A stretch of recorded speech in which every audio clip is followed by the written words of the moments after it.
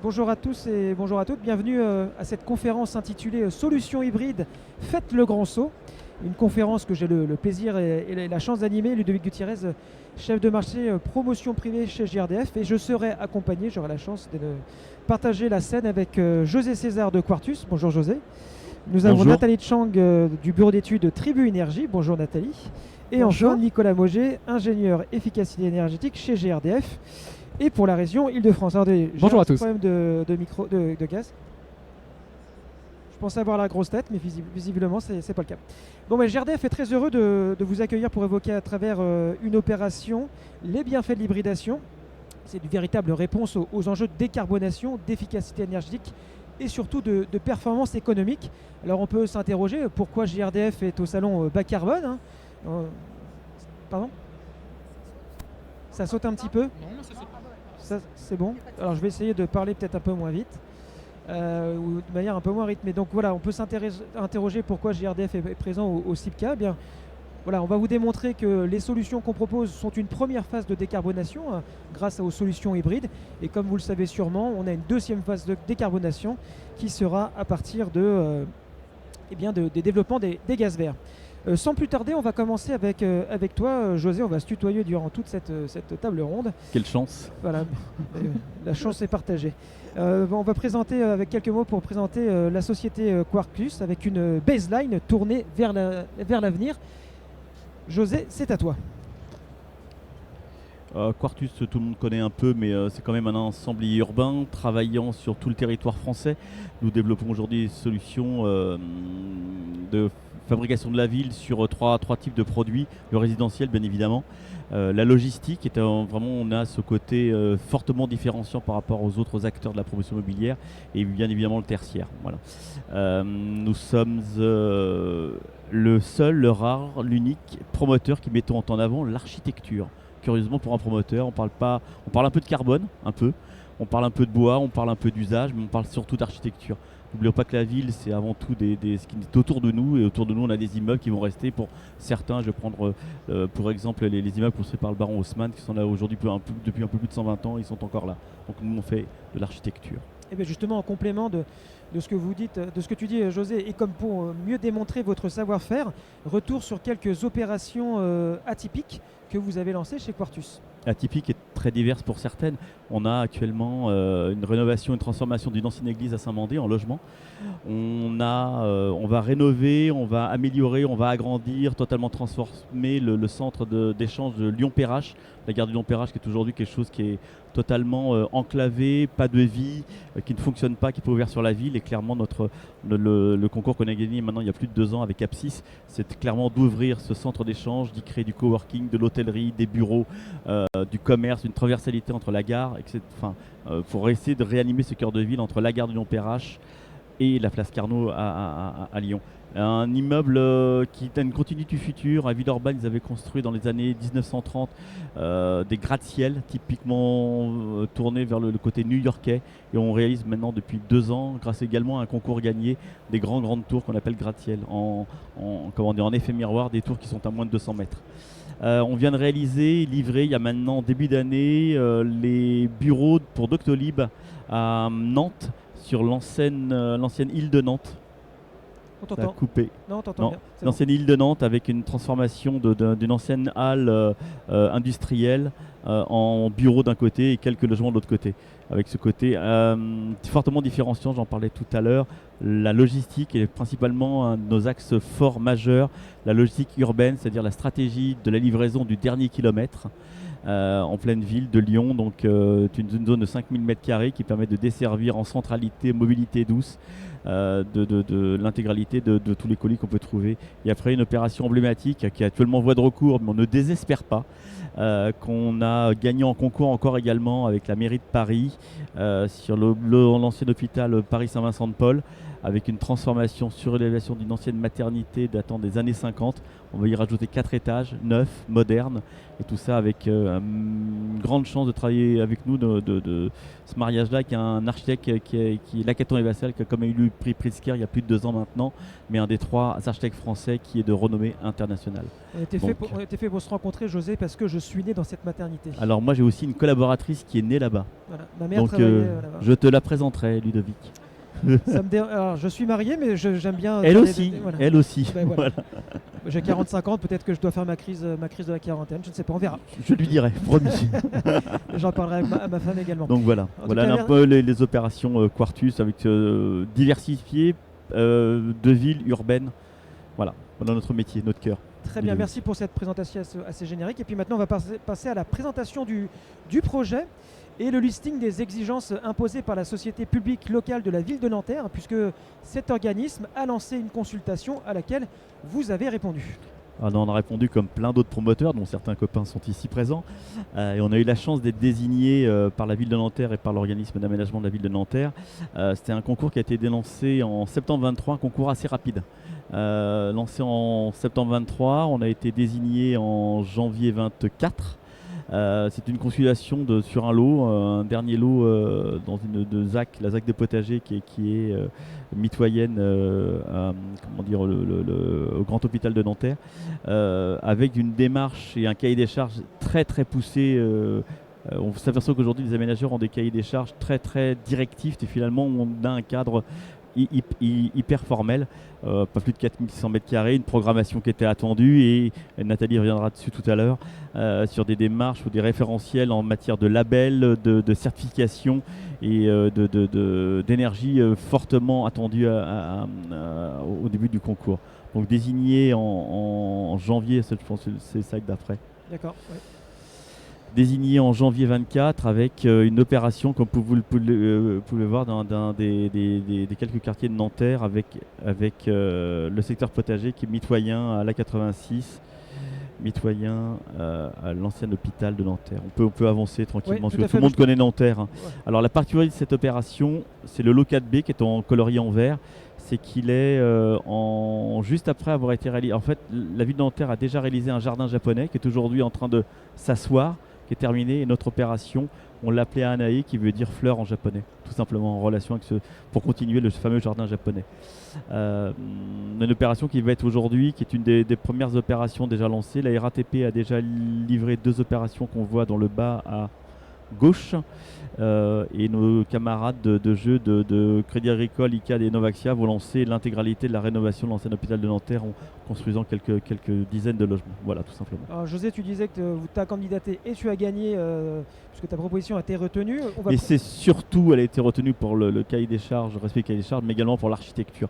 Moi, je voudrais quand même saluer l'excellent travail du cabinet Laetitia Antonini, qui a pu s'inscrire dans une architecture, qui a pu s'inscrire dans une réponse souhaitée par la ville, mais tout en se diversifiant. Voilà. Justement, on va voir les logos de l'équipe, hein, puisque c'est une victoire collective. Et là, tu voulais mettre l'accent sur l'ensemble des acteurs et l'équipe qui a composé le projet. Donc, on ne peut gagner qu'à plusieurs. Et quand moi j'ai retrouvé sur ce concours, clairement, je tiens à le souligner devant tout le monde, on a eu une équipe qu'on a montée dès l'origine et finalement qui a hyper bien fonctionné, communiqué, partagé et qui a réussi à trouver la bonne réponse à la qualité du sujet. C'est une opération qui est réalisée là-dessus. Nathalie s'est un peu arraché les cheveux pour essayer de répondre à lycée Construction. Une opération qui est réalisée en 3 plots, A, B, C, avec une répartition, vous le voyez, entre 15 et 26 logements maximum par immeuble, ce qui n'est pas du tout dense, ce qui n'est pas du tout rationnel, ce qui n'est pas du tout efficace, comme on pourrait dire. Et avec une double peau de bâtiments, des immeubles construits sur des coursives extérieures qui encore problématisent lycée Construction. Avec des logements traversant un cahier des charges extrêmement serré de la ville, mais avec une réponse travail d'architecte et de bureau d'études via Tribu Énergie qui a permis de cocher toutes les cases. Voilà. Justement, place à la conception des bâtiments avec toi, Nathalie. Tu as collaboré avec le cabinet d'architecture Laetitia Antonini, comme José l'a précisé sur cette opération. Est-ce que tu peux nous préciser comment se sont accordés une architecte et Une thermicienne. Alors déjà sur cette opération, c'est un peu atypique parce qu'il se trouve que Laetitia Antonini est une architecte avec qui je travaille depuis plus de 20 ans, voire 25 ans. Ça ne se voit pas. Merci. Et donc effectivement, on se connaît depuis très très longtemps. On se dit les choses. Je dirais, on a des habitudes partagées. On a fait plein de projets ensemble qu'on a menés jusqu'au bout, jusqu'à la réception. Donc déjà, ça partait bien, facilement. Et puis avec aussi, soulignons-le quand même, un super promoteur qui... non mais on peut... C'est pas toujours... voilà. Non, c'est pas toujours le cas, j'en sais quelque chose. Je le dis sincèrement parce que mes équipes ont adoré aussi travailler dans ces conditions de travail. Donc effectivement, avec Laetitia, on a une petite habitude, c'est-à-dire qu'avant qu'ils aient posé les premiers traits de crayon, on travaille ensemble sur l'esquisse, alors bien sûr avec la présence du maître d'ouvrage, et on se pose les bonnes questions par rapport à comment effectivement répondre aux objectifs urbains et également comment essayer de concevoir le plus bioclimatique possible et toutes les précautions en fait qu'il faut prendre. Donc ça, c'est... Il y a un pré-travail finalement, un travail préparatoire. Un gros travail préparatoire où vraiment on est intégré à l'équipe dès les phases les plus amont.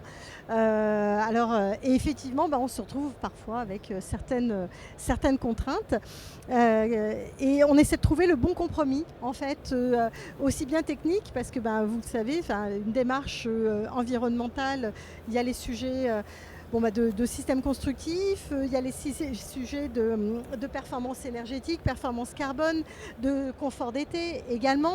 Et là, de promoteurs, des surfaces, des ratios, du coût, évidemment, d'usage et compagnie, 3 petits points. Et en plus, d'un point de vue, je dirais, énergétique, c'est vrai que cette parcelle, on n'avait pas trop de chance dès le début. Parce qu'elle est toute fine et en plus elle est plutôt orientée vers le nord sur le jardin japonais qui a une vue un petit peu plutôt magnifique, qui est plutôt sympa. Je vous la remets à l'écran du coup. Ouais. On a plutôt envie d'ouvrir au maximum. C'est pas là où on a les apports solaires. Bon, d'un autre côté, pour le confort d'été, ça va être génial. Donc, faut prendre les choses du bon côté. Et comme effectivement, on est sur une parcelle qui est très très fine, la distribution qui a été choisie parce que optimale, ce sont des passerelles, ce sont des coursives extérieures. Et ça, coursive extérieure, José, vous l'indiquiez, petit souci carbone, mais aussi énergie, parce que ce sont des masques qui vont nous limiter les apports solaires. Ce sont des problématiques de pont thermique supplémentaires.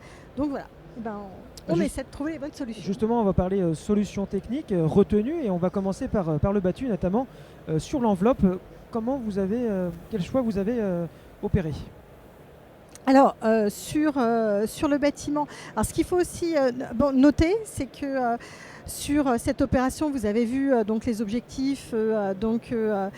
Il y avait des objectifs biosourcés, il y avait effectivement le respect de la certification NFHQE, avec la territorialisation spécifique et du référentiel HQE pour la ville de Nanterre. Il y avait le cahier des charges foncières logement sur le bâtiment bas A et le cahier des charges effectivement Cartus sur les bâtiments B et C.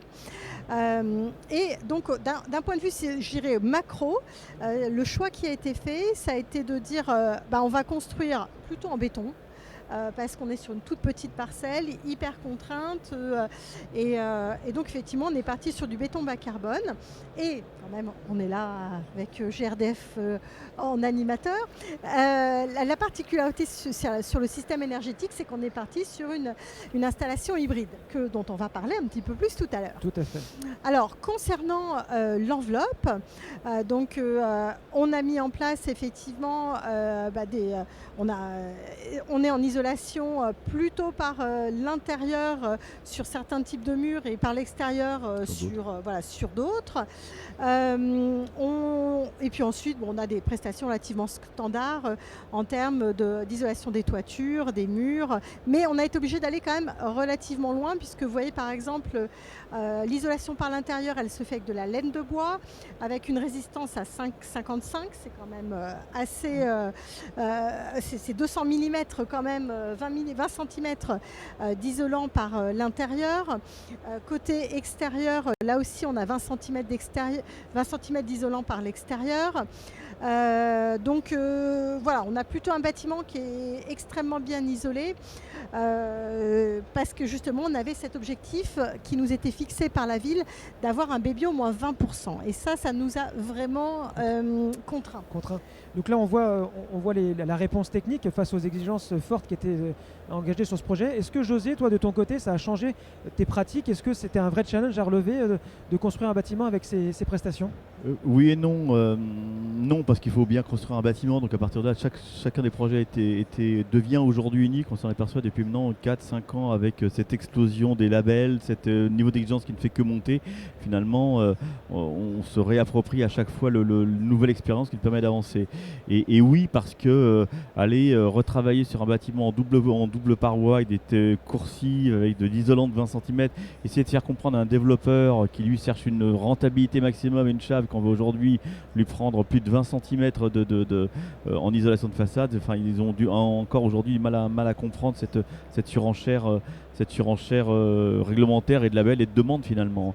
Donc oui et non, il faut répondre à une demande, on répond à la demande, on essaie de la répondre pour essayer de faire un projet qui tient la route quand même. Et le travail d'équipe finalement est très important justement pour... Cet échange. Moi je retiendrai l'échange et l'écoute de chacun, quoi. C'est ce que tu as dit en préparant d'ailleurs cette intervention. Si on passe maintenant au baie vitré avec toi Stéphanie, Nathalie, pardon, on continue. Alors la petite particularité, comme je vous disais tout à l'heure, c'est qu'on avait cet objectif où on ne pouvait pas déroger du baby au moins 20%. Et bon, il faut savoir qu'effectivement la RE 2020, elle n'a pas été calée pour des bâtiments morcelés de ce type, avec des coursives, avec des grandes hauteurs sous plafond au niveau des rez-de-chaussée. Ça aussi, ça nous a beaucoup pénalisé. Et donc, on a été obligé de mettre en place du triple vitrage sur la façade nord, qui n'est pas négligeable en termes de surface. Après, bien sûr, sur les autres façades et de coûts. Et sur les autres façades, on était sur une solution plus standard en double vitrage. Est-ce qu'on rappelle, façade nord, c'était côté jardin japonais? Exactement, côté jardin, de la magnifique vue sur ce jardin. Ouais. On en a parlé un petit peu. Maintenant, on va... Le choix du système énergétique, hein, tu as parlé de la prescription de la solution hybride qui est portée par GRDF. Je sais qu'il y avait 2 équipements en compétition. Pourquoi justement avoir fait le choix de l'hybride? Alors déjà, je voudrais dire une petite chose. C'est-à-dire qu'il y a un dispositif qui s'appelle l'étude de faisabilité sur les approvisionnements en énergie, qui était obligatoire et qui a disparu. L'obligation n'est plus d'actualité depuis le 1er janvier 2025. Qui à mon avis est une hérésie. Parce que c'est vraiment cette étude de faisabilité qu'on a réalisée qui a permis de poser toutes les hypothèses en comparant. Alors on a comparé, attention, bien sûr, les 2 solutions in fine, c'était le Tupac et la solution hybride, mais on a aussi regardé la solution raccordement réseau de chaleur, on a regardé d'autres solutions aussi, chaudière biomasse et compagnie.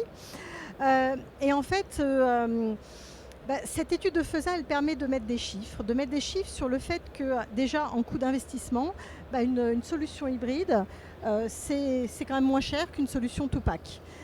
En termes d'exploitation, on est quasiment sur les mêmes niveaux d'exploitation au bout de 15 ans en coût cumulé. Donc finalement, voilà. Autre sujet, et là, en dehors de cette étude de FESA, c'est la pérennité du système. Pour moi, une solution hybride, en fait, c'est formidable parce que ça permet d'allier tous les avantages du gaz, finalement.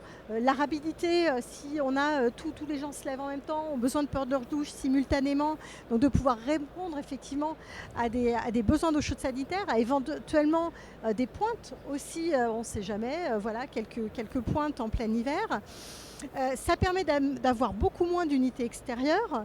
en termes de pompe à chaleur. Ça permet d'y aller aussi progressivement parce qu'après, trouver les entreprises qui maîtrisent la mise en route, l'installation, et on sait très bien que si les premiers occupants, ils n'ont pas assez d'eau chaude sanitaire, ils ont froid dans les logements, c'est un cauchemar, aussi bien pour le promoteur que pour le bureau d'études, parce qu'après c'est des appels en expertise, c'est des mauvais avis sur internet et compagnie, donc c'est une catastrophe. On est pardon aujourd'hui, nous en tant que promoteur constructeur ici au Tartare, j'ai rien contre les livreurs Uber avec leur vélo, etc. Mais on est aujourd'hui noté comme un livreur Uber, alors qu'on a un métier qui est technique, qui est pointu, qui est voilà quoi. Donc je veux juste faire la parenthèse, c'est pas normal. Tout passe par la notation, effectivement, sauf à l'école. Et malheureusement, effectivement, je trouve qu'une solution mono-énergie qui est quand même qui est à ses débuts finalement, où on a des entreprises CVC de travaux en logement qu'on fait passer de la chaudière murale gaz à du Tupac qui ont du mal à recruter. En plus, donc avec des mainteneurs aussi, où on n'arrive pas à avoir des frigoristes. J'ai eu l'occasion notamment de suivre pour un bailleur social des opérations innovantes qui ont été mises en place. Ce que je me suis aperçue, c'est que les opérations Tupac, il y avait plein de problèmes parce que mauvaise mise en œuvre, mauvaise conception, problématiques effectivement de maintenance. Et donc voilà, pour moi il y a une sécurisation d'avoir cette double énergie. Et donc, l'avantage effectivement de la mise en place d'une pompe à chaleur, c'est bien sûr qu'on va décarboner. Donc on va décarboner, mais avec la sécurité de la chaudière. C'est-à-dire qu'effectivement, si jamais la chaudière elle n'est pas entretenue, ou il y a un petit souci, je dirais, quoi que ce soit, elle tombe en rade, c'est pas grave, on a la chaudière qui prend le relais le temps que l'opération de maintenance puisse se faire. C'est vrai qu'une chaudière, c'est plutôt un produit low-tech, tandis qu'une pompe à chaleur est plutôt de la technologie embarquée. Il y a une unité extérieure, il y a quand même le flux de frigorigène à régler. C'est quand même une autre façon de faire, et c'est vrai qu'on abordera le sujet maintenance, le sujet innovation avec toi, Nicolas. Ouais, tout à fait. José, vous aviez déjà t'avais déjà expérimenté l'hybride, ou c'était la première fois sur une opération? Non, c'est pas la première fois. On est un peu aujourd'hui plus d'une quinzaine d'opérations chez Quartus depuis depuis 18 mois à peu près. Non, je dirais pas low-tech, pardon, mais une chaudière de gaz, c'est un outil de pilotage pointu du chauffage avec des demandes. Quand on a des apports de puissance, on demande la chaufferie, la chaudière doit fonctionner, demander et répondre tout de suite. Il y a quand même une maintien en température des ballons d'eau chaude. Enfin, moi, je parlais plutôt de conception aujourd'hui maîtrisée, voire même fortement maîtrisée, mais pas low-tech. On est dans aujourd'hui un produit qui est éprouvé, qui fonctionne. Et je rejoins ce que disait Nathalie il y a 2 secondes en matière d'équilibrage, de technicité entre une chaudière qui va elle fonctionner dans le temps, qui va donc on est sécure, qu'on sait mettre en œuvre à nos plombiers avec là aujourd'hui la perte de connaissances, la perte de savoir des installateurs. Une chaudière rassure. On travaille depuis un paquet d'années avec Atlantique, on est plutôt assez satisfait de leur qualité de réponse, des taux de réponse. Ce sont des produits fabriqués en France et pour moi c'est excessivement important. Monter avec des acteurs locaux, avec des gens qu'on veut atteindre, des gens que quand il y a un sujet on les appelle, on leur tire un peu les oreilles parfois et ils sont présents. Et clairement on a depuis maintenant, moi ça fait 6 ans que chez Quartus, une quinzaine d'années promotion immobilière. Depuis 6 ans chez Quartus, j'ai jamais eu de problème de mise en service de chaufferie, quoi. Donc c'est plutôt une solution qui est maîtrisée gaz, et derrière la pompe à chaleur aujourd'hui le grand avantage de nous apporter nos points carbone dont on a besoin effectivement, mais permet aussi de se tourner vers l'avenir et d'essayer de mettre en pérennité, de mettre en fabrication et en pérenne c'est la pompe à chaleur. Dans le tertiaire, pas de sujet. Dans le logement, aujourd'hui, il faut qu'il y ait une migration de savoir, migration d'intelligence, migration de compétences. Voilà. Oui, et la RE encourage à ces ruptures et heureusement, technologiques. on nous va vers l'avant et tant mieux. Et le 100% PAC, pour compléter les propos de Nathalie, est-ce que toi, tu as fait des opérations 100% PAC? J'en ai 2 actuellement à jour aujourd'hui. Je les suis comme du lait sur le feu. Pour la mise en œuvre, C'est bon, t'entendais bien. La mise en œuvre, la technicité, le soin de vérification, tant par mes bureaux d'études. J'achète moi-même aujourd'hui des missions complémentaires au bureau d'études et au bureau de contrôle pour m'assurer de la bonne mise en œuvre, la bon atterrissage technique pour être sûr de délivrer au moment où on va appuyer sur un bouton qu'elle fonctionne. Voilà, je n'ai pas quelques craintes, allez, on va du soin, je vais y apporter du soin à la mise en œuvre. Très bien, c'est très clair, merci beaucoup. On a parlé donc unité extérieure, qui dit PAC dit unité extérieure. On a parlé aussi présence de l'architecte. Comment vous avez collaboré, du coup, Nathalie, entre l'architecte et le bureau d'études pour intégrer ces unités extérieures dans le projet? On a je dirais, on a très bien collaboré, c'est-à-dire qu'effectivement, comme José vous l'indiquait, on a échangé effectivement avec des industriels, donc là en l'occurrence Atlantique pour dimensionner la taille de ces unités extérieures, et puis après effectivement on a fait du brainstorming avec l'architecte sur par rapport entre la place de où est la chaufferie, où on peut implanter l'unité extérieure pour qu'elle s'intègre le plus discrètement possible sur le bâtiment. Alors parce qu'il y a le sujet esthétique, mais il y a aussi un gros sujet qui est acoustique. Ouais. Ça c'est toujours la problématique, parce que la pompe à chaleur, il y a toujours un petit peu ce petit bruit de ronronnement, surtout dans un périmètre qui peut être un jardin japonais, ça doit être calme et doit rester calme. Il doit rester calme, exactement. Très bien. Du coup, qui dit innovation avec l'installation d'une pompe à chaleur hybride, on va parler dimensionnement. Est-ce que tu peux nous expliquer la logique qu'a suivi Tribu pour dimensionner l'installation? Oui, alors en termes de... Alors là aussi, ce sont des échanges qu'on a eus avec Atlantique, où on a fait différents comparatifs. Donc là, la première étape déjà, c'est de définir les besoins de chauffage. Des besoins de chauffage, c'est vrai qu'aujourd'hui, on est obligé de tout dimensionner à moins 7 degrés. Ce qu'on atteint en général assez rarement en Île-de-France. Mais bon, voilà. Je dirais que pour être conforme, pour ne pas avoir de problème, si jamais un jour il y avait un souci, on a évalué une puissance totale pour les 3 bâtiments de 135 kW. Après, il y a le sujet de l'eau chaude sanitaire, donc où on prend des hypothèses en termes de besoins, de volume de pointe, de douche, exactement. Et donc, on a évalué une puissance d'échangeur qui était nécessaire. Donc avec 259 kilowatts, donc ce qui nous fait une puissance appelée avec un stockage primaire. Alors ça, c'est très important. Moi, je suis toujours vraiment pour qu'on mette en place un ballon de stockage. Certes, c'est quelques petites pertes de chaleur, mais ça permet justement de ne pas surdimensionner les installations. On le voit parce qu'on passe de 259 à 114. Donc effectivement, là, on est sur des puissances qui restent raisonnables, étant donné la taille du projet. Justement, là on donne des chiffres assez importants. C'est pour combien de logements, José ? 67 logements. 67 logements, très bien. 3 bâtiments, 67 un niveau de logements. sous-sol, etc. Voilà. Il y a un local qui va être dédié à une association locale sur place. Mais je retiendrai dans toutes ces parties techniques, vous voyez l'image, on doit intégrer toute cette technicité dans un immeuble qui doit être beau, qui doit rester. Ouais. Et ça a été un accompagnement très fort et de Tribu et d'Antonini Architecte. Il y a ça. On parle technique, mais il y a un objet derrière. En fait, on s'intéresse à ce qu'on voit, mais jamais à ce qu'on ne voit pas. C'est pas faux. Exactement. Il cherche l'approbation chez Nathalie. Du coup, en résumé, voilà la perception de Tribu sur la solution hybride. Tu as commencé déjà un peu à le dire, Nathalie, oui. Mais si on devait le synthétiser sur cette slide. Effectivement, pour moi, l'avantage d'une solution hybride, c'est du multi-énergie. Ce qui est absolument génial, je trouve, pour une copropriété, c'est de se dire si le prix de l'énergie flambe, ou le prix du gaz d'ailleurs, l'un ou l'autre, en fait, une solution hybride, elle permet d'aller switcher sur l'énergie qui est la moins chère. Donc ça donne une garantie, et je trouve que pour un argument promoteur de dire finalement on ne sait pas, avec toutes les problématiques là, qu'on a gouvernementaux, on ne sait pas ce qui nous attend finalement dans 5 ans ou dans 10 ans en matière de prix de l'énergie, et bien là on sécurise, on offre un double choix. Et ça c'est possible aussi grâce à la régulation qui est l'organe primordial pour faire communiquer les deux équipements. Exactement. Ouais. Ensuite, c'est des unités extérieures de taille réduite par rapport à des solutions 100% dynamiques. C'est une maîtrise du coût d'investissement quand même.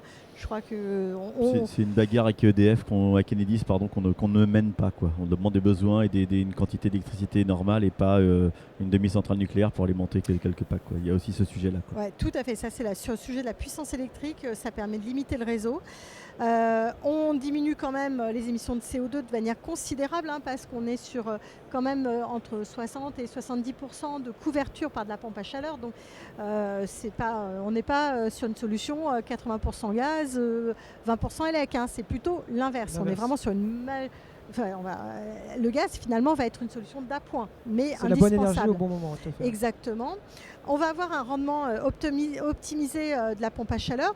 Alors ça peut être l'arrêt possible par grand froid, mais aujourd'hui avec les inverteurs, c'est pas trop le souci.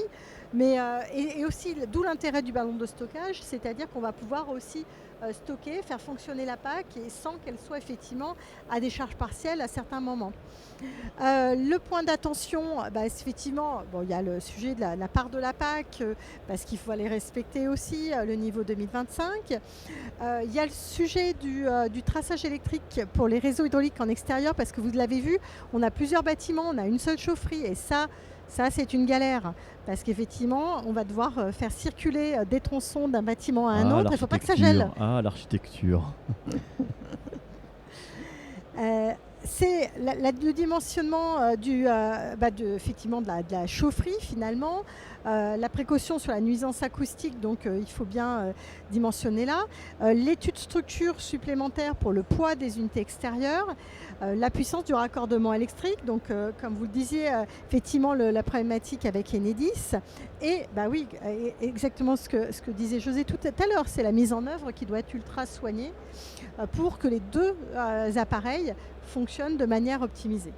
Surtout sur un lancement de solutions qui émerge. Ça fait 2 ans qu'on parle de solutions hybrides, au moins dans le logement collectif neuf. Donc c'est un changement de pratique, comme tu disais tout à l'heure Nathalie, où on passait d'une chaudière individuelle à des systèmes collectifs plus complexes. Justement Nicolas, GRDF fait un travail important de prescription dans cette solution.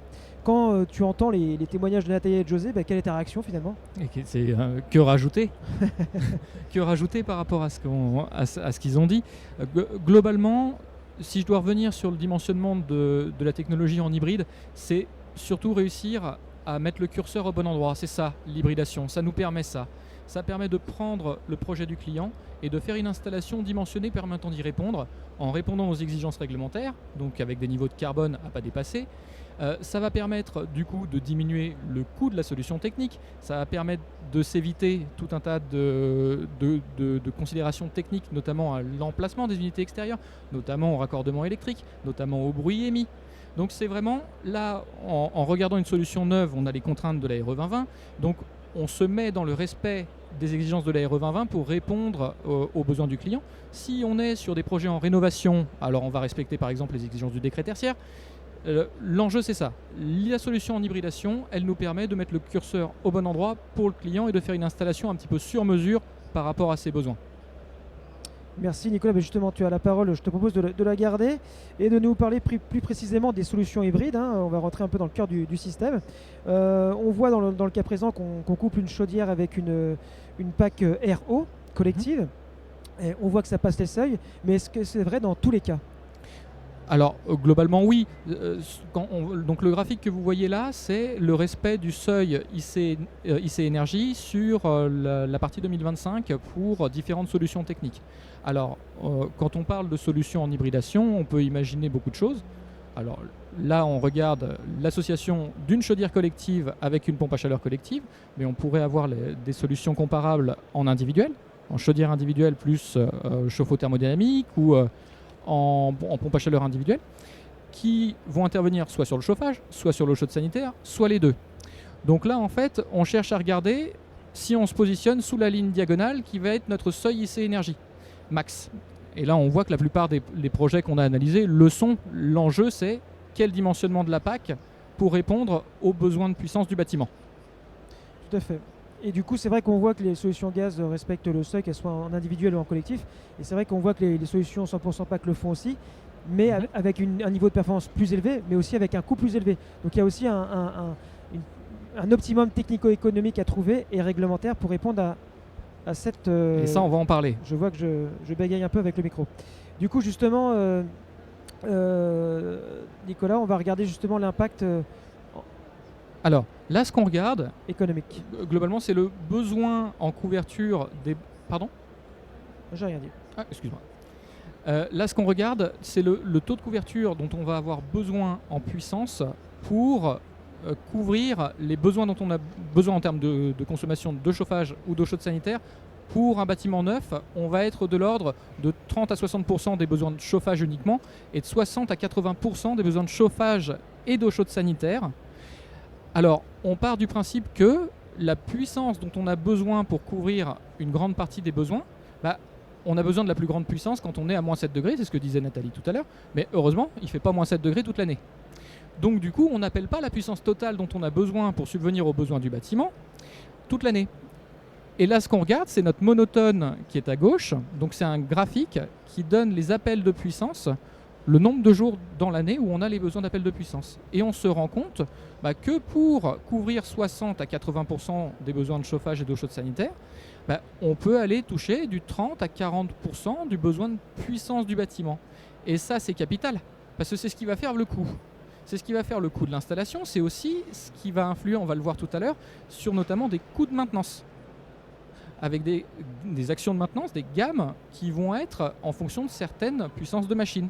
On va recourir aux compétences de techniciens frigoristes de plus en plus importantes au fur et à mesure où on va monter en puissance de pack, où on va monter en technologie de pack, avec des scrolls ou des compresseurs à vis. Et donc tout ça, ce dimensionnement-là, il est capital, et Nathalie, elle en a parlé tout à l'heure en toute transparence. On va justement parler du schéma de l'installation maintenant. Vous pouvez faire ça peut-être à deux voix.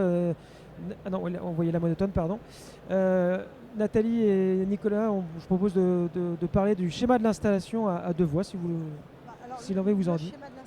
Il nous manque ton micro, Nathalie. Le schéma de l'installation, en fait, c'est un peu ce qu'on disait tout à l'heure. On avait déjà fait le descriptif, c'est-à-dire qu'on a effectivement une chaudière condensation qui va être reliée avec une pompe à chaleur complémentaire, le ballon de stockage primaire pour la pompe à chaleur, un ballon de stockage pour l'eau chaude sanitaire, et puis un circulateur à vitesse variable sur le réseau. Et c'est ça ce qui va nous permettre, effectivement, avec ce schéma hydraulique. Ce qui est très important, effectivement, ce que tu as indiqué tout à l'heure, c'était le sujet de la régulation. Qui est très importante sur une installation comme ça, pour qu'effectivement ce ne soit pas la chaudière qui se retrouve à couvrir 100% des besoins et la PAC qui ne fonctionne pas, mais c'est d'être vraiment sur la PAC en priorité, avec la chaudière qui vient vraiment en appoint. Très bien. Nicolas, tu veux compléter ou Oui, là, je vais juste compléter ça. Effectivement, l'enjeu de la régulation, ça va être d'appeler la technologie la plus performante au meilleur moment. Globalement, le rendement d'une pompe à chaleur, il est impacté par deux choses, la température extérieure et la température de sortie machine. On aura le garde-fou du carbone, ça c'est évident. On fait des installations qui sont en respect de la réglementation environnementale. Là où on va jouer, c'est quand on va observer des rendements de PAC qui vont descendre sous un couple rendement chaudière, prix du gaz, ou rendement PAC, prix de l'électricité. Et donc cette action de régulation va permettre, si on descend trop bas en termes de rendement côté PAC, d'enclencher la chaudière, donc soit en totalité, soit juste en réhausse de température pour produire l'eau chaude sanitaire par exemple, ou pour atteindre certaines températures hivernales basses. On a plusieurs façons de réguler en fonction du prix des énergies, de la performance technique ou de la décarbonation. C'est aussi le rôle de cette régulation. Tout à fait. José, vous avez senti un réel accompagnement de la part des équipes d'Atlantique, tu en parlais tout à l'heure, essentiel pour rassurer dans la mise en œuvre d'une solution dite innovante. Est-ce que tu pourrais nous partager cette expérience ? Non, avec les équipes d'Atlantique avec qui on parle de manière très rapprochée, non, ce sont des équipes qui sont au sens du service du projet, du client, ça c'est con à dire, mais voilà, mais c'est plutôt des gens qui sont plutôt là dans l'écoute, aussi de vous vendre leurs produits et de manière un peu forcée avant de forcer. Des gens qui écoutent les sujets, des gens qui sont présents en installation, des gens en mise en service importante. Moi, clairement, depuis 6 ans, j'ai dû poser, on va dire, alors je ne devrais pas leur dire, mais ça doit être plus de 70% 70% de chaudière atlantique et 30% d'autres, je ne suis pas du tout embêté en matière de prise en main par les syndics, les copros derrière, avec des produits atlantiques, quoi. Donc les autos aussi d'ailleurs, mais clairement aujourd'hui, puisque le métier de la chaudière a beaucoup évolué dans les 6 dernières années en ayant des produits extrêmement fiables à la mise en service, simple à mettre en service et extrêmement fiable à la première prise en main par les mainteneurs installateurs. Donc Voilà. la tranquillité n'a pas de Ouais. prix. Et avec aujourd'hui en couplant des produits pompe à chaleur qui sont qu'un ajout à un système que je parlais tout à l'heure maîtrisé, en fait ce n'est qu'un appui de quelque chose et pas une révolution complètement du système de production de chauffage d'eau chaude, quoi. Voilà. Tout à fait. On va regarder maintenant qu'on a présenté toutes les caractéristiques techniques et bâti système du projet. On va regarder les positionnements réglementaires avec toi, Nathalie, et première valeur, Oui. le Bébio. Bon, alors on va aller très vite, mais parce qu'effectivement, notre objectif, c'était d'être à Bébio moins 20%. Donc les prestations qu'on vous a montrées tout à l'heure, ça permet d'y arriver. Ouf, première étape. Merci. Ensuite, on peut aller sur la slide Ouais. suivante. Le CEP. Effectivement, le CP, donc le coefficient d'énergie primaire et le coefficient d'énergie primaire non renouvelable. Donc là, en fait, notre objectif, il était au niveau du seuil réglementaire, et grâce à la super enveloppe, grâce effectivement à la solution hybride, on est absolument génial, puisque sur les bâtiments A et B, on est quasiment à moins 30% du CEP max, c'est quasiment à moins 15% du CEPNR. Et pour le bâtiment C, on est à moins 17%. Alors pour le CEP max et le CEPNR, on est juste au niveau réglementaire. Mais parce que vous l'avez vu, le bâtiment C, il est un petit peu atypique. Donc effectivement, la forme ne nous aidait pas. Mais voilà, l'essentiel, c'était d'être réglementaire. Et justement, par exemple, Nicolas, j'ai une question. Est-ce qu'on avait besoin d'un Bébio Max moins 20 pour faire passer l'hybride ou Non, pas du tout. Par contre, ça va avoir un impact sur la part qui va être nécessaire à prendre côté PAC pour respecter les exigences de l'ICE Énergie. D'accord. Globalement, Attends. Juste, je t'interromps juste parce que là, Ouais, le parole d'expert. CEPNR, Oui. le CEPNR, on n'aurait pas eu le Bébiomax moins 20, on ne l'atteignait pas sur le bâtiment C. mais pour quel dimensionnement après en PAC? C'est ça que je veux dire. C'est que ton dimensionnement en PAC, il On va... va les laisser. Voilà. Mais posé- bon, J'ai posé une question qui n'était pas prévue en plus. Du coup, si on regarde sur le lycée, le IC Énergie, tout va bien, puisque effectivement, vous voyez qu'on atteint largement le seuil 2022, le seuil 2025 et même le seuil 2028. Donc qui est le même d'ailleurs. Donc aucun problème. Effectivement, les calculs montrent un respect large en fait. Par rapport au seuil réglementaire, notamment le IC Énergie 2025 qui était visé. les degrés heure.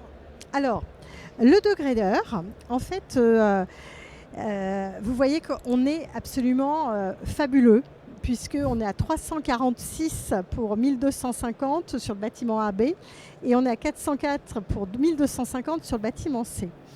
Deux explications finalement. La première chose, c'est notre vue plutôt nord, voilà, façade nord sur le jardin japonais, donc qui fait qu'on va avoir assez peu d'apport solaire direct. Et on va avoir l'autre phénomène, c'est-à-dire que toute la façade sud, on a les coursives. Donc les coursives qui vont aussi jouer un rôle finalement absolument super en termes de protection solaire. En plus, on a l'inertie du béton parce qu'effectivement, alors ça c'est un choix.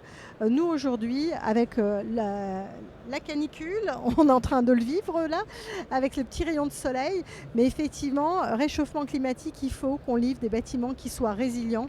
Parce qu'aujourd'hui, ce qu'il faut savoir, c'est qu'on a de plus en plus d'expertise judiciaire sur des gens qui trouvent que les bâtiments sont inconfortables, des bâtiments neufs sont inconfortables en période estivale. Dire trop la chaleur. Exactement. Donc il faut de l'inertie. Il faut de l'inertie au niveau des planchers intermédiaires et ça c'est ce qu'on a. On a effectivement on a cette conception bioclimatique plutôt pour le confort d'été qui nous permet d'être plutôt très serein. En tout cas, et puis en plus on va avoir toutes les évapotranspirations du jardin japonais. Donc ça va faire du bien. Ouais, donc je pense que d'un point de vue confort d'été, ça va être une super opération. Ouais, ça va être sympa. Et dernier indicateur, lycée construction. Ah oui.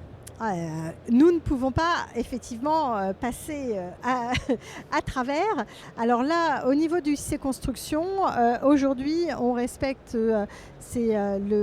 effectivement le seuil 2025. Vous voyez un petit peu de justesse, mais comme le disait José tout à l'heure, c'est vrai qu'on a un peu ce surenchérissement lié aux coursives. On a les volumes très importants au niveau des rez-de-chaussée aussi, qui font que, parce que le lycée construction, il a été en fait dimensionné sur des hauteurs sous plafond à 2,50 m, pas sur des hauteurs sous plafond, je crois qu'on est à 4 mètres ou quelque chose. 4,20 m. 4,20 m, ça c'est les demandes souvent des urbanistes. Le fameux socle. Voilà, les socles où on veut avoir des socles très, très hauts qui peuvent être sympas, mais ça va faire aussi des gros volumes qui sont à chauffer derrière. Donc, Et justement, Nathalie, tu ouvres la porte sur le seuil 2028, on voit qu'on ne l'atteint pas. Quel est votre avis sur cette question ? Je pose la question à vous trois. Quelles sont les premières recettes pour essayer d'atteindre Alors je vais répondre d'abord, il Ouais. faudrait faire un autre bâtiment tout simplement. Pour ce cas précis, celui-là, il faudra en faire un autre. Enlever les coursives, enlever de la matière finalement, quoi. Donc, Tout simplement. au détriment de l'architecture Au détriment de l'architecture. Et finalement, c'est cet équilibre chez Quartus qu'on cherche entre nos obligations, en tout cas les demandes faites dans le cadre de concours qu'on a gagné, et tant mieux si on a su apporter la bonne réponse, entre cet équilibre entre l'architecture, la technique et finalement ne jamais, en tout cas on porte ça très fortement chez Quartus, ne jamais gommer l'architecture. C'est ce qui reste derrière nous, quoi. La technique ne se verra pas, ne se verra plus, elle sera juste un objet et un usage de vie, mais l'architecture restera, quoi. Et donc si on veut faire aujourd'hui sur Nanterre du 2028, c'est un autre bâtiment, c'est pas le même. Ah, c'est intéressant. Et en fait, ce qui se passe, c'est que on a comme José le montrait tout à l'heure, ces petits plots qui font que forcément on a plus de développé de façade, donc on a plus de matière. Donc effectivement, si vous voulez passer 2028, première étape, on fait une On grande fait barre. un hôtel, un Formule 1, des grandes barres, pas de grande barre, balcon, des petites exactement. fenêtres, etc., etc. On a tous la recette, on a tous connaît, mais c'est pas l'architecture, quoi, c'est la saucisse. Exactement. Et puis ensuite, l'autre chose aussi qui est pénalisante, on avait les coursives, mais on a aussi le triple vitrage au nord, qui est lié à la demande du Bébio, moins 20%. Donc tout ça cumulé fait que oui. On écrirait une autre histoire, donc Exactement. prochain projet ensemble. Exactement. Et Nathalie, ton avis On sur en a un d'ailleurs en 2028. Et Nathalie, ton avis sur l'impact du lot 8 du coup par rapport à lycée construction. Globalement, est-ce que c'est là que tu vas aller chercher pour essayer d'optimiser les choses pour atteindre un seuil 2028 de la RE 2020 ? Alors, jusqu'à il y a quelques mois, on s'arrachait les cheveux parfois sur le lot 8, notamment parce qu'on n'avait pas de PEP pour les ballons de stockage, et je crois que l'avènement de la PEP nous a fait beaucoup de bien pour diminuer le lot. Ensuite, alors l'autre chose très importante, c'est qu'effectivement, d'un point de vue lycée construction, l'hybride est aussi beaucoup plus intéressante parce qu'on a moins de fluide frigorigène. Et donc, on a un lot 8 qui va être moins impactant. Donc ça, c'est des petites choses sur lesquelles, oui, on creuse. Aujourd'hui, c'est vrai que les lots techniques, on est encore en attente d'avoir un grand choix de fiches environnementales pour pouvoir optimiser les projets. Et côté GRDF, votre vision sur le... On a les mêmes choses, c'est pour ça que j'interrogeais Nathalie. Globalement, on va aller chercher plutôt au niveau des autres lots plutôt qu'au niveau du lot 8, en dehors des fiches spec qui vous manquent, bien évidemment, mais d'optimiser en Nous, béton on bas fait les deux, carbone. Voilà. Alors, à savoir aussi que nous, quand on fait par exemple le gros œuvre, toutes les fiches ont été faites à la carte, sous Betty, avec un configurateur, avec le bureau d'études structure, où on a rentré les bonnes quantités de ferraillage, les bonnes quantités de ciment pour optimiser le projet.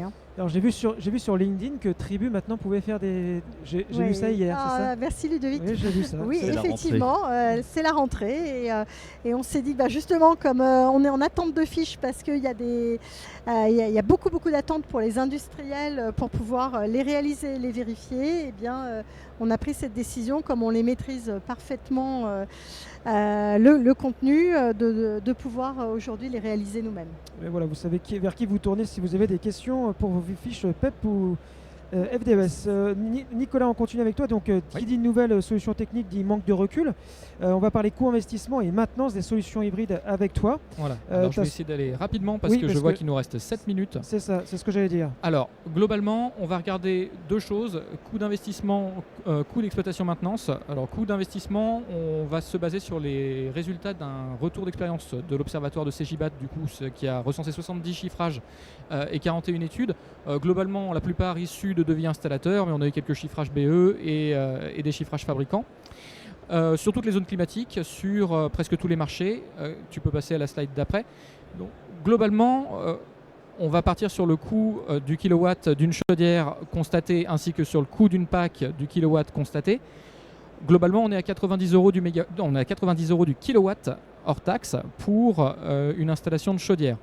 Si on regarde à ISO puissance, donc pour un même kilowatt, on va plutôt être aux alentours de 480 €.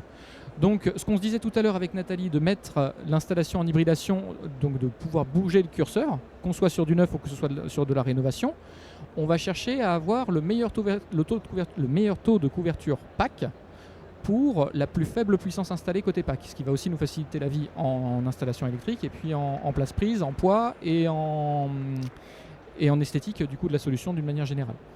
Alors si on passe Ouais, sur... la Ouais. preuve par l'exemple, justement, sur une autre opération, toujours avec Atlantique. Parfait. Alors oui, là on a fait l'exemple avec Atlantique, mais on aurait eu les mêmes résultats si on avait regardé du matériel Vaillant, si on avait regardé du matériel de Dietrich ou Wiesmann. Hein. Tout à fait.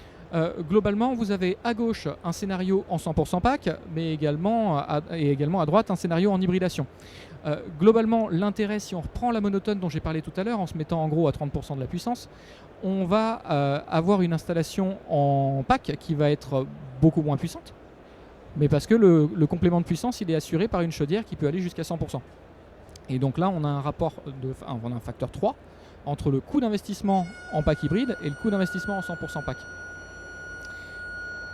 Ouais. Je te propose, Ouais, donc ça d'enchaîner. c'était juste pour donner quelques éléments sur la partie coût d'investissement. Sur le côté maintenance maintenant. Sur le côté maintenance, donc ça ce sont les résultats d'une étude qui a été menée par le cabinet eCube dont on a eu les résultats au début du mois de juillet. Oui. Je fais juste un petit focus sur ce qui compose un coût de maintenance, notamment un coût de maintenance P2. Contrat P2, ouais. Voilà. Dans le contrat P2, vous allez avoir tout ce qui concerne la main-d'œuvre, le tout petit matériel, donc là ce sont les consommables, les pièces à changer. Hein. On n'est pas sur un niveau P3, donc on ne va pas changer les grosses pièces au niveau de l'installation technique. Et se rajoute également tout ce qui est inspection réglementaire. Ça va avoir une importance, notamment quand vous avez de la flexibilité pour pouvoir dimensionner votre installation de PAC, c'est de réussir à rester sous certains seuils réglementaires. Alors, on ne pourra pas le faire dans tous les cas, bien évidemment. Hein. Quand vous êtes sur une installation neuve, vous avez votre garde-fou de carbone à respecter. Donc, on jouera dans les limites de ce que nous permet la réglementation. Donc ça, c'est dans le neuf. On pourra avoir des raisonnements un petit peu différents en existant pour atteindre un objectif client, par exemple d'étiquette DPE ou de décret tertiaire. Et justement, la tendance de prix des prestations, si on regarde ça à l'écran. Alors là, ce qui va impacter du coup le coût de la maintenance P2, ça va être qui on fait intervenir pour les actions de maintenance. Jusqu'à présent, on avait l'habitude pour nos installations de chaufferie de faire venir un traditionnel chauffagiste. Là aujourd'hui, on va toucher à des installations qui contiennent du fluide frigorigène, donc on va avoir besoin d'intervention de techniciens frigoristes. Globalement, la différence de coût après sollicitation des différents exploitants qui ont répondu à cette étude avec eCube, donc on a Dalkia, on a NJ Solutions, on a quelques-uns qui ont répondu à ça, on a un rapport de 25% de différence entre le coût d'un chauffagiste classique et le coût d'un frigoriste.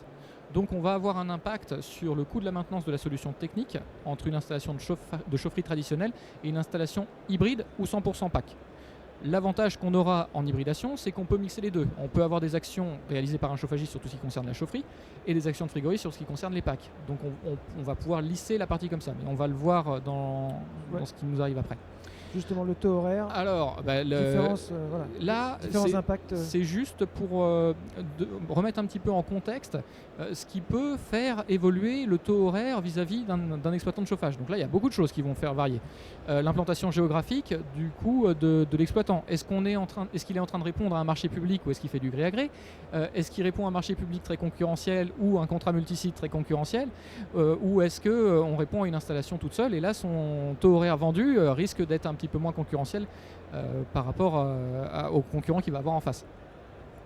Oui, et je voudrais rajouter, est-ce qu'il a faim, quoi, tout simplement? Ouais, exactement. Et là-dessus, la représentativité du bâtiment qu'il est en train de regarder, est-ce qu'il pourra en faire une référence? Il y a énormément de Est-ce choses qu'il y qui en a vont un faire autre à varier le taux, côté qui pourra faire en même temps? Est-ce que, quoi, c'est la vie, quoi. ouais, tout à fait. Alors, je vous propose, maintenant qu'on a compris ça, de passer à la suivante. Et là, c'est de se dire en quoi ça va être intéressant de pouvoir faire varier la puissance de pack. Si on fait varier la puissance de pack, on va pouvoir arriver sur des installations qui vont nécessiter peut-être moins d'inspections, notamment les inspections quinquennales au titre du Code de l'environnement, avec des seuils de 70 kW pour les packs. On va être sur des contrôles d'étanchéité en fonction de la quantité de fluide frigorigène que vous avez sur site et donc forcément du nombre de packs que vous avez mis. Ça permet aussi de limiter le nombre de générateurs et d'avoir un dimensionnement pack au plus juste, ce qui va éviter aussi une usure du matériel et donc des fréquences de maintenance qui vont être augmentées. Et je te propose de passer, voilà, parce que là, on Là, mettra il à accélère, disposition il lui reste le plus que site. 53 Il me reste secondes. 50 secondes, ce qui va nous laisser peu de temps pour après les questions. Ah, t'as droit à 2 minutes de plus, tiens. Allez, c'est gentil. Donc là, on faisait le topo sur les 70 kW de pack dans le bâtiment, donc un petit peu ce que j'ai dit tout à l'heure, avec la nécessité des contrôles périodiques tous les 5 ans. Et donc le coût de l'inspection, c'est quand même entre 500 et 3000 € en fonction des installations. Le circuit, s'il est monté par plus de 400 kW de chaudière, c'est votre puissance appelée pour le bâtiment, hein. C'est votre régime de déperdition et ce que vous avez eu comme mode constructif. Donc d'où aussi le fait de faire des bâtiments de moins en moins consommateurs avec des bio de plus en plus bas, ce qui était le cas de Nathalie tout à l'heure. Et là, vous avez du coup la quantité de fluide frigorigène et la nécessité des contrôles qui va être différent en fonction de votre quantité de fluide frigorigène sur site. Donc annuel, semestriel, trimestriel, biannuel, annuel ou semestriel en fonction si vous êtes en détecteur automatique de fuite ou non et de votre quantité de fluide frigo sur l'installation. Ça vous est pas permis si vous faites une installation en pack toute seule. La flexibilité vous est donnée par le fait de pouvoir faire varier votre puissance de pack et ça c'est en hybridation que ça peut se passer. Et justement, en résumé, on a un graphique qui nous permet un petit peu, en fonction des puissances, en fonction hybride et 100% pack, voilà l'évolution du coût de maintenance. Donc un graphe parle de lui-même. Voilà, donc ça, comme je le disais tout à l'heure, on le prend avec parcimonie parce qu'on est sur un échantillon de réponse des exploitants de chauffage. Ça ne tient pas compte effectivement de, comme disait José tout à l'heure, est-ce qu'il a faim ou pas, où est-ce qu'on est sur un marché concurrentiel ou non. Mais globalement ce qu'on voit c'est que sur les installations de faible puissance, globalement on a assez peu de différence entre une installation en 100% pack et une installation en hybridation sur les coûts de maintenance. Par contre, plus l'écart se creuse et notamment au niveau des 200 kW, on voit qu'on a des coûts de maintenance affichés par les exploitants de chauffage qui sont un petit peu inférieurs pour l'hybridation par rapport au tout pack. Alors l'hybride, c'est pas que coupler une chaudière avec une pack, mais ça peut être coupler une chaudière avec du solaire thermique ou avec de la géothermie ou avec du bois. Donc passez voir sur le stand de GRDF, on a en D3 un kakémono qui vous permet de traiter ce point. Si vous devez conclure chacun avec un mot, José, Nathalie, Nicolas, en faveur de la solution hybride et de ce projet-là, qu'est-ce que vous diriez? On continue tout simplement, quoi. Enfin, on sait faire, c'est maîtrisé, ça répond à la demande, on continue, quoi. Très bien, merci José. Nathalie? Moi aussi, on continue, bien sûr. Nicolas? On continue et on instrumente, avec un suivi pour justement que ça soit toujours le plus optimisé possible. Justement, GRDF a lancé 20 instrumentations sur résidentiel, sur tertiaire, neuf rénovés. On vous tiendra au courant sur les résultats, Nicolas. Moi, ce serait le projet du client, le respect du projet du client et coller au mieux à son projet via les solutions qu'on peut proposer. Et le mot de la fin, José? Moi, n'oublions jamais l'architecture quand même, quoi. Voilà. Vraiment, merci. on fait des bâtiments pour des gens qui vivent dedans avec une belle image extérieure. Merci beaucoup José, merci à tous d'avoir suivi cette conférence. Alors je ne sais pas s'il y a des questions, on ne peut pas prendre de questions, c'est normal. Merci à tous. Mais en tout cas, voilà, en sortant, on peut se retrouver, sinon il y a le stand de GRDF en D3. En tout cas, merci beaucoup. Très bonne journée à vous, bon salon.